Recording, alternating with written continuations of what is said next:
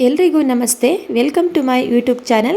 ಇವತ್ತಿನ ವಿಡಿಯೋದಲ್ಲಿ ತೊಂಡೆಕಾಯಿ ಹಾಗೂ 1 ಸ್ಪೂನ್ ಆಗುವಷ್ಟು ಕಡಲೆ ಹಿಟ್ಟಿಂದ ಒಂದು ಸೂಪರ್ ಆಗಿರುವಂತಹ ರೆಸಿಪಿನ ತಿಳಿಸ್ಕೊಡ್ತಾ ಇದ್ದೀನಿ. ಈ ರೆಸಿಪಿ ದೋಸೆ, ಪೂರಿ, ಚಪಾತಿ ಎಲ್ಲದಕ್ಕೂ ಸೂಪರ್ ಕಾಂಬಿನೇಷನ್.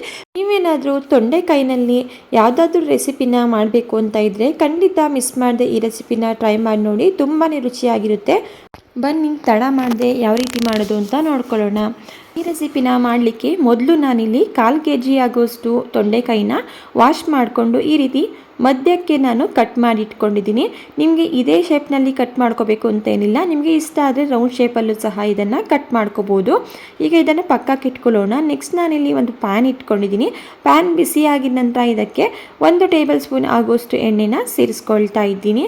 ಎಣ್ಣೆ ಬಿಸಿಯಾಗಿದ ನಂತರ ನಾವು ಕಟ್ ಮಾಡಿ ಇಟ್ಕೊಂಡಿರುವಂತಹ ತೊಂಡೆಕಾಯಿ ಏನಿದೆ ಅದನ್ನು ಸೇರಿಸ್ಕೊಂಡು ಮೀಡಿಯಂ ಫ್ಲೇಮಲ್ಲಿ ಇಟ್ಟು ಒಂದು 3 ರಿಂದ 4 ನಿಮಿಷ ಚೆನ್ನಾಗಿ ಇದನ್ನು ಫ್ರೈ ಮಾಡ್ಕೊಳ್ತಾ ಇದ್ದೀನಿ.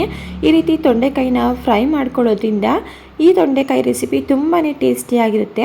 ಹಾಗೆ ತೊಂಡೆಕಾಯಿ ಸ್ವಲ್ಪ ಬೇಗ ಫ್ರೈ ಆಗಲಿ ಅಂತೇಳಿ ಇದಕ್ಕೆ ನಾನು ಸ್ವಲ್ಪ ಉಪ್ಪನ್ನು ಸೇರಿಸಿ ಫ್ರೈ ಮಾಡ್ಕೊಳ್ತಾ ಇದ್ದೀನಿ. ಈ ರೀತಿ ಉಪ್ಪನ್ನು ಸೇರಿಸೋದ್ರಿಂದ ತೊಂಡೆಕಾಯಿ ಬೇಗನೆ ಫ್ರೈ ಆಗಿಬಿಡುತ್ತೆ. ಉಪ್ಪನ್ನು ಸೇರಿಸಿ ಫ್ರೈ ಮಾಡ್ಕೊಂಡಿದ್ದ ನಂತರ ಇದಕ್ಕೆ ನಾನಿಲ್ಲಿ 1 ಸ್ಪೂನ್ ಆಗುವಷ್ಟು ಕಡಲೆ ಹಿಟ್ಟು, ಅಂದರೆ ಬೋಂಡ ಬಜ್ಜಿನ ಮಾಡೋಕ್ಕೆ ಬಳಸ್ತೀವಲ್ವ, ಆ ಕಡಲೆ ಹಿಟ್ಟನ್ನು ಸೇರಿಸಿ ಇದನ್ನು ಸಹ ಒಂದು 2 ನಿಮಿಷಗಳ ಕಾಲ ಲೋ ಫ್ಲೇಮಲ್ಲಿ ಇಟ್ಟು ತೊಂಡೆಕಾಯಿಗೆ ಹೊಂದ್ಕೊಳ್ಳೋ ರೀತಿ ಮಿಕ್ಸ್ ಮಾಡ್ಕೊಳ್ತಾ ಫ್ರೈ ಮಾಡ್ಕೊಳ್ತಾ ಇದ್ದೀನಿ. ಈಗ ಇದು ಸಹ ಆಗಿದೆ. ಈಗ ಗ್ಯಾಸ್ ಸ್ಟವ್ನ ಆಫ್ ಮಾಡಿಕೊಂಡು ಇದನ್ನು ಪಕ್ಕಕ್ಕೆ ಇಟ್ಕೊಳ್ಳೋಣ.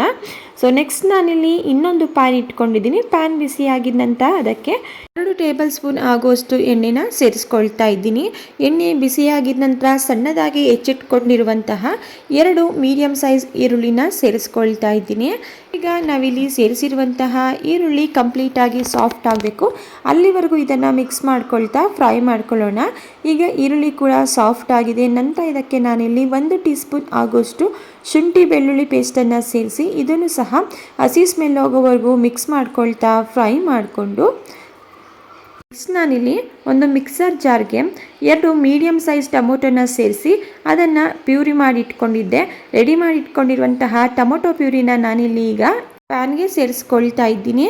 ನಂತರ ಇದಕ್ಕೆ 1 ಟೀ ಸ್ಪೂನ್ ಆಗುವಷ್ಟು ರೆಡ್ ಕಾಶ್ಮೀರಿ ಚಿಲ್ಲಿ ಪೌಡರ್, ಹಾಗೆ 1 ಟೀ ಸ್ಪೂನ್ ಆಗುವಷ್ಟು ಧನಿಯಾ ಪೌಡರ್, ಸ್ವಲ್ಪ ಅರಿಶಿಣದ ಪುಡಿ, ಇದ್ರ ಜೊತೆಗೆ ಅರ್ಧ ಟೀ ಸ್ಪೂನ್ ಆಗುವಷ್ಟು ಜೀರಿಗೆ ಪೌಡರ್, ಇಷ್ಟು ಪದಾರ್ಥಗಳನ್ನ ಸೇರಿಸ್ಕೊಂಡು ಟೊಮೊಟೊ ಪ್ಯೂರಿನಲ್ಲಿರುವಂತಹ ಹಸಿ ಸ್ಮೆಲ್ಲೆಲ್ಲ ಹೋಗಬೇಕು.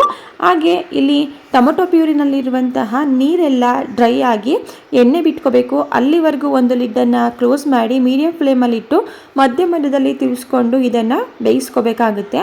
ಈಗ ನೀವೇ ಇಲ್ಲಿ ನೋಡ್ತಾ ಇರ್ಬೋದು, ಟೊಮೊಟೊ ಪ್ಯೂರಿನಲ್ಲಿರುವಂಥ ಹಸಿ ಸ್ಮೆಲ್ಲೆಲ್ಲ ಹೋಗಿದೆ, ಹಾಗೆ ನೀರು ಕೂಡ ಡ್ರೈ ಆಗಿದೆ, ಈ ಆಯಿಲ್ ಕೂಡ ರಿಲೀಸ್ ಆಗಿದೆ. ಈಗ ಇದಕ್ಕೆ ನಾನು ಫ್ರೈ ಮಾಡಿ ಇಟ್ಕೊಂಡಿರುವಂತಹ ತೊಂಡೆಕಾಯಿನ ಸೇರಿಸಿ ಮಿಕ್ಸ್ ಮಾಡಿಕೊಂಡು ಒಂದು 2 ನಿಮಿಷ ಮೀಡಿಯಂ ಫ್ಲೇಮಲ್ಲಿ ಇಟ್ಟು ಚೆನ್ನಾಗಿ ಇದನ್ನು ಫ್ರೈ ಮಾಡ್ಕೊಳ್ತಾ ಇದ್ದೀನಿ. ನಂತರ ಇದಕ್ಕೆ ನಾನಿಲ್ಲಿ ಗ್ರೇವಿ ಕನ್ಸಿಸ್ಟೆನ್ಸಿಗೆ ನೋಡಿಕೊಂಡು ಅರ್ಧ ಕಪ್ ಆಗುವಷ್ಟು ನೀರನ್ನು ಸೇರಿಸ್ಕೊಳ್ತಾ ಇದ್ದೀನಿ. ನೀವು ಸಹ ನಿಮ್ಮ ಕನ್ಸಿಸ್ಟೆನ್ಸಿಗೆ ತಕ್ಕಂತೆ ನೀರನ್ನು ನೋಡಿ ಸೇರಿಸ್ಕೊಳ್ಳಿ. ಇಲ್ಲಿ ನಾವು ತಗೊಂಡಿರುವಂತಹ ಒಂದು ಇಂಗ್ರೀಡಿಯೆಂಟ್ಸ್ ಕ್ವಾಂಟಿಟಿಗೆ ಅರ್ಧ ಕಪ್ನಷ್ಟು ನೀರು ಸಾಕಾಗುತ್ತೆ. ನಂತರ ಇದಕ್ಕೆ ನಾನಿಲ್ಲಿ ರುಚಿಗೆ ತಕ್ಕಷ್ಟು ಉಪ್ಪನ್ನು ಸೇರಿಸ್ಕೊಳ್ತಾ ಇದ್ದೀನಿ. ನಾವು ಆಲ್ರೆಡಿ ತೊಂಡೆಕಾಯಿನ ಫ್ರೈ ಮಾಡಲಿಕ್ಕೆ ಉಪ್ಪನ್ನು ಸೇರಿಸ್ಕೊಂಡಿದ್ವಿ, ನೋಡಿ ಉಪ್ಪನ್ನು ಸೇರಿಸ್ಕೊಳ್ಳಿ. ನಂತರ ಇದನ್ನು ಮಿಕ್ಸ್ ಮಾಡಿಕೊಂಡು ಒಂದು ಲಿಡ್ಡನ್ನು ಕ್ಲೋಸ್ ಮಾಡಿ ತೊಂಡೆಕಾಯಿ ಕಂಪ್ಲೀಟಾಗಿ ಬೆಂದು ಗ್ರೇವಿ ಚೆನ್ನಾಗಿ ಎಣ್ಣೆ ಬಿಟ್ಕೋಬೇಕು. ಅಲ್ಲಿವರೆಗೂ ಇದನ್ನು ಮಿಕ್ಸ್ ಮಾಡ್ಕೊಳ್ತಾ ಲಿಡ್ಡನ್ನು ಕ್ಲೋಸ್ ಮಾಡಿ ಚೆನ್ನಾಗಿ ಬೇಯಿಸ್ಕೋಬೇಕಾಗುತ್ತೆ.